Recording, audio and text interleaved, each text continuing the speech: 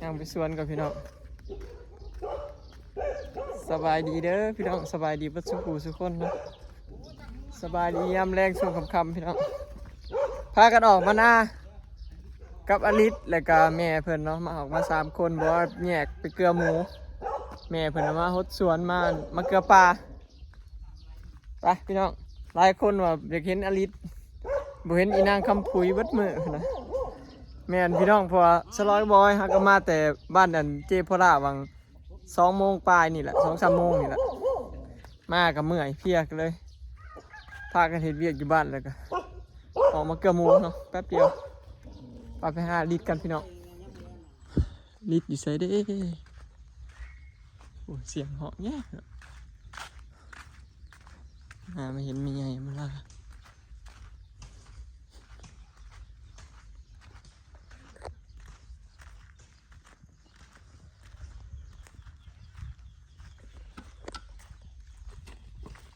ตุ้ม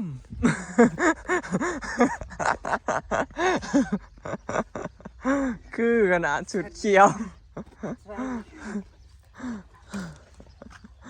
จะเก็ดยังวะแต่ละมือปลูกผักปลูกหญ้ามีคนซื้อมีคนซื้อพักคันพักนะสิมีคนซื้ออยู่คันหญ้านะคือสิบุยผู้ซื้อพอไผก็บ่อยากกินหญ้าฮะหญ้ากูก็สิกินเองน้ำปลูกผักบุ้งพี่น้องรอบสาเลยอ๋อผักบงกำลังออกโอ้ลูกคอยเอ้ยตัวป่วนมากแล้วนะฮะตัวป่วนก่อนมีไงมล่าเพิ่งจะปลูกคูเมอร์บางเนี่ยอันนี้ก็ปลูกใหม่วันนี้คือมีอันนี้มากเลยโพดแล้วเต็มเลยพี่น้องปลูกหลายลีพอดียามฝนมาเนี่ยกับ30 ปลูกเนี่ยขู่คือด้านนั้นลูกฮะขู่เจ้าคือเป็นด้านนั้นเดี๋ยวนี้เอาใส่ซบใส่ลูกพ่อแม่เบิ่งพอซบให้มาเอาเบิ่งซบอีกข้างนึงนะ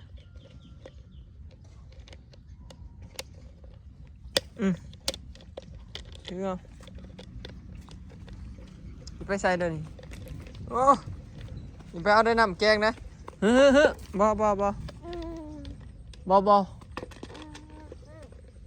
แม่เปิดใจไปหาแม่ไปเฮ้ยน้ำแกงบ่ไปถอยห่วย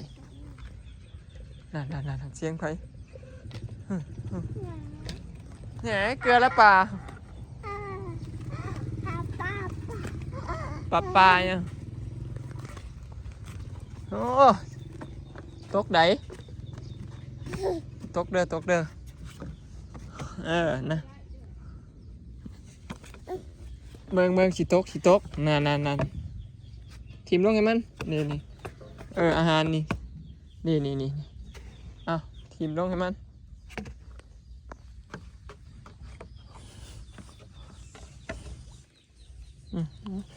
ทีมลงโหดื้อเฮ้ย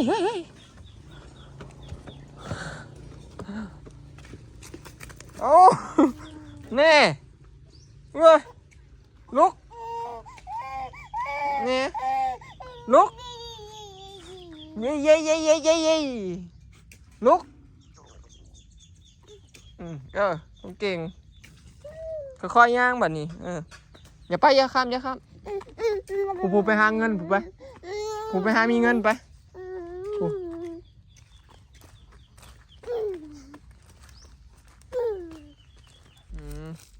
ตัวยุ่งเห็นแล้วตัวยุ่งเห็นแล้วตึ๊บ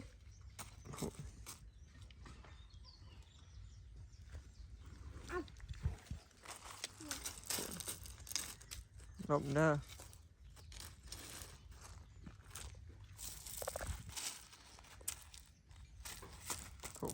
หาอย่างความดื้อมันต้องให้เว้าเนาะไม่บอกก็รู้ เรื่องดื้อไม่ต้องห่วงคนสุดยอดของฮาริสนี่แหละเรื่องดื้ออย่านั่งลูกเพื่อนอย่า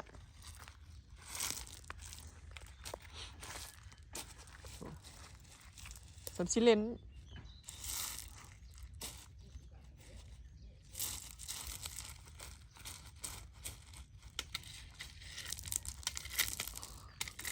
เล่นไปเล่นมาใหม่ขอหัวเจ้าของป๊อก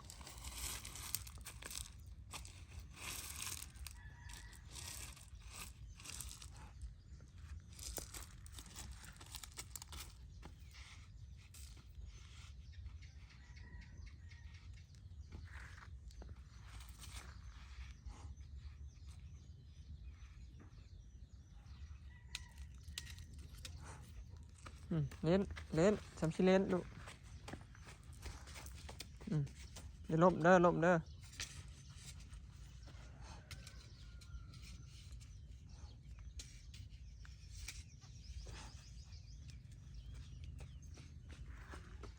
ไปหาแม่ไป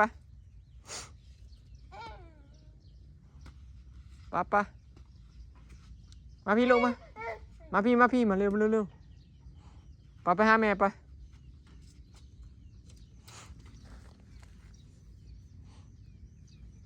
ไปหาแม่ไปมาเร็วไป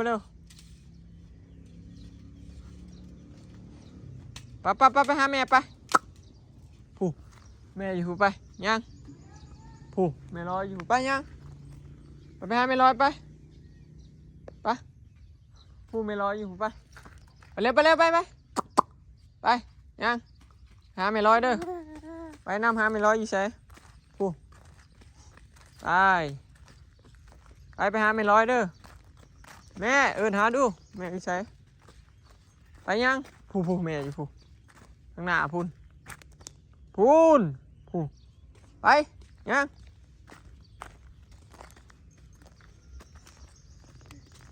นี่พูนแม่ลอยอยู่พูนแนมไปพูนทางคนทางพู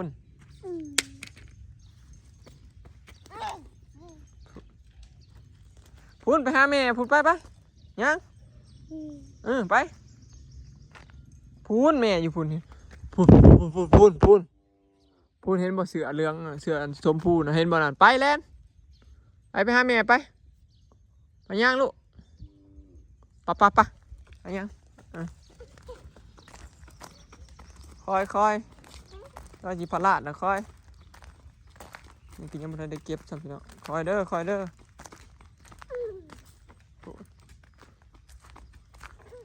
มือไม่ลงจงโอ้แม่เห็นยังนะไป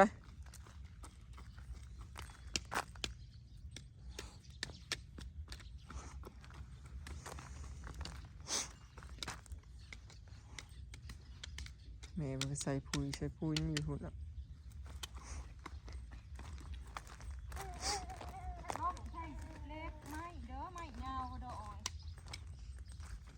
ร่มเรามีแต่เคาะหัวเจ้าของ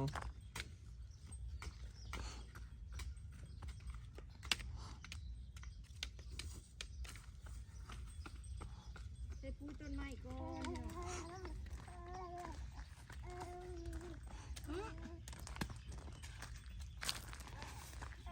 เอาปูสิกัดมือใส่ปูต้นไม้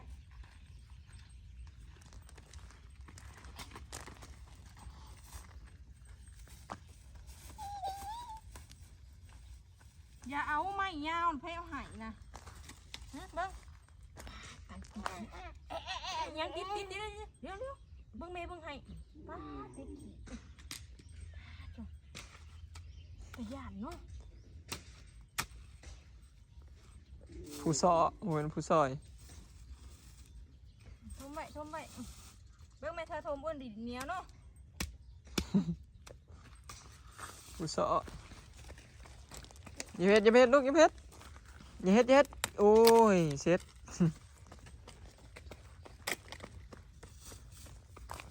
ทิมทิมลงอย่าไปเด็ดเด็ดกับมันลูกเด็ดกับมัน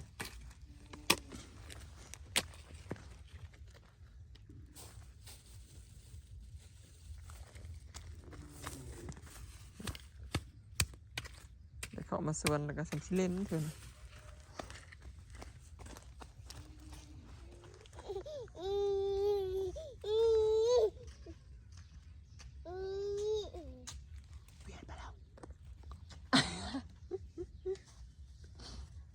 คนขี้ดื้อ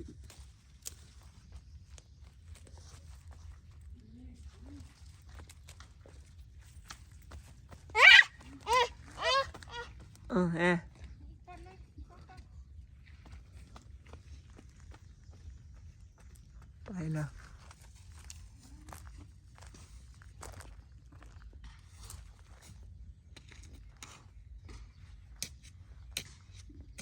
เฮ็ดลูกเฮ็ดพ่อ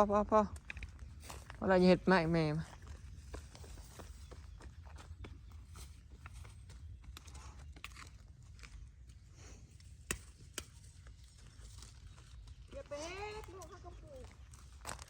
ป้าลูกเจ้านี่เฮ้ยเป็นผู้ซ่อไปแล้วมาเด้อไปใช้ผู้เดียวนะเอาอย่างแยกๆกัน ไปเมื่อแม่ชิเมื่อแล้วนี่ใส่ปุ๋ย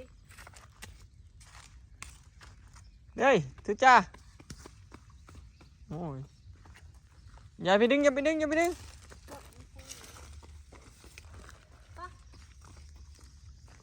ไปนะแม่แล้วน่าตกพูนไปบรรยากาศดีได้พี่น้องอยู่บ้านสวนยังเดี๋ยวมันแดดก่อนก็ได้เบิ่งมากินข้าวเกือบเอาไปยังผุนไปหาแม่ผุนไปสวนกระทะสร้างแล้วถ่ายอีกกระเบื้องมาพี่น้องเอ้ยฝนตกอีกแล้วอยากเห็นมันแล้วกระบอกได้เห็นหลายคนว่าอยากให้เห็นมันแล้วเด้เพิ่น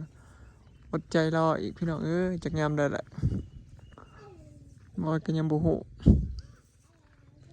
ถ้าเบิ่งเนาะว่าจะเป็นยังไงวันไหนจะได้ทำไปเลยเด้อนางขับพุยไปเลยเด้อ โอ้นั่นอย่าไปนั่งบ่มันแทงก้นตี้ เสียบดากแท้ๆเสร็จ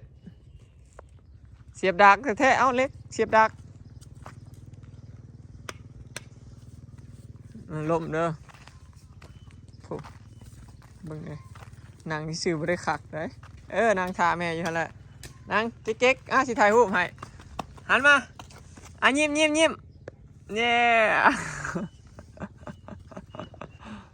นางนางไอ้นางแบบเย็นขาคัดกันดูเอาขาคัดกันถ่ายรูป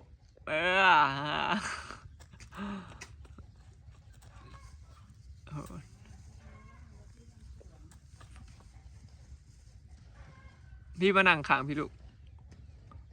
มานั่งทางกลางพี่ไว้ทางนั้นมันจีขูดไว้เอามันเหลืองเลยเด้เก่งขนาดตบมือแปะ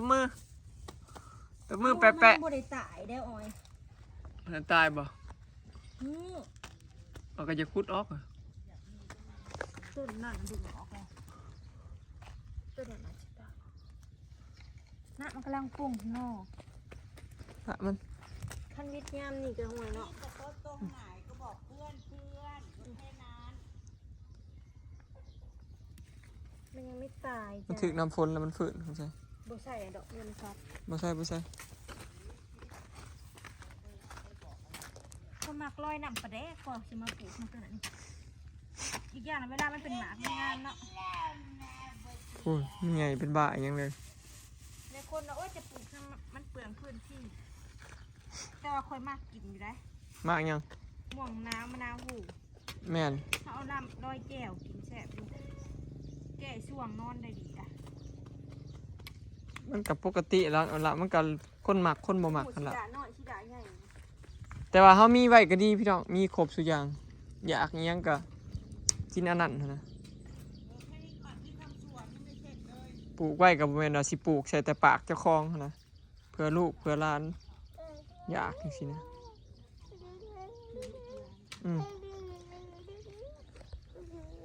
เนาะลิดลิดใหญ่มากผัดอยากเนาะลิดแสบเขาปะแม่เป็นเกลือปลาแล้วพี่น้องว้ายอภรตึงตึงตะตึงตะตึงตึงตะตึงตึงตะตึงตะตึงตะตึงตึงปล่อยเลยอภรพอดไหมหันมาหัน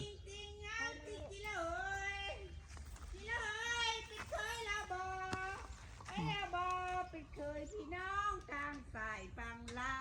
วเป็นเคยทั้งลาวประจา เสียงไปหอนลิศ ฮะ ปุ๊บ เสียงไปหอนลิศ ดูขีนใจ เป็นไผ่ทั้งลาวประจาเป็นไผ่ทั้งลาวบ่ชะนีหน่อยรู้ก็บอกเขาห่มนั่นนะกินเขานึกว่าเขาขี้อย่างบ่มันเกาะวันนี้ โอ้ยเขาขี้เมียงยังเด้ จะเอาอยู่มันบ่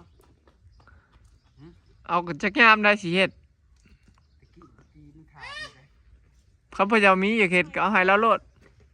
บอกถึงเมื่อกี้ตะกี้มัน อ๋อเขาบอกให้เรา กูปลูกทางเขาเนี่ยโพดทางเขา เอาจักยามได้ พอดีแล้วปลูกทางนี่แหละใช่แล้วปลูกทางนี่เขา ปล่อยเลยแก้มน้องปล่อยเลยมาเสร็จเปื้อนอย่าไปเลยเอามาร้องเพลงไอ้ป้าลุงฟังแนวปล่อยเลยแก้มน้องปล่อยเลย ให้เราให้เขาโดนเลยตัวหน้า